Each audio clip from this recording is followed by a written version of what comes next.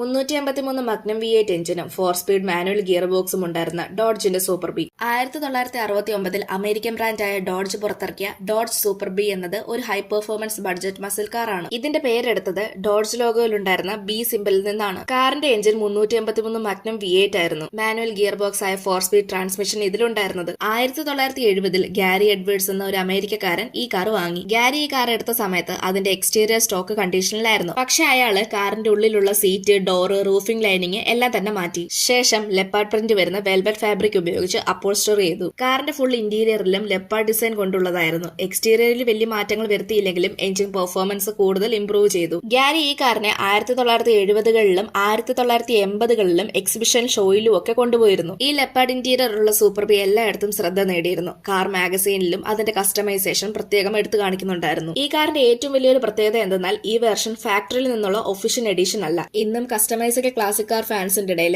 ഈ leopard interior super B ഒരു special കാറായി തന്നെ നിലകൊള്ളുന്നു. നിങ്ങൾക്ക് ഡോഡ്ജ് കാറുകളിൽ ഏറ്റവും ഇഷ്ടമുള്ള കാർ ഏതാണെന്ന് കമന്റ് ചെയ്യ്. ഇതുപോലെയുള്ള കൂടുതൽ വീഡിയോസ് കാണാനായി ചാനൽ സബ്സ്ക്രൈബ് ചെയ്യാനും ഇൻസ്റ്റാഗ്രാമിൽ ഫോളോ ചെയ്യാനും മറക്കല്ല്.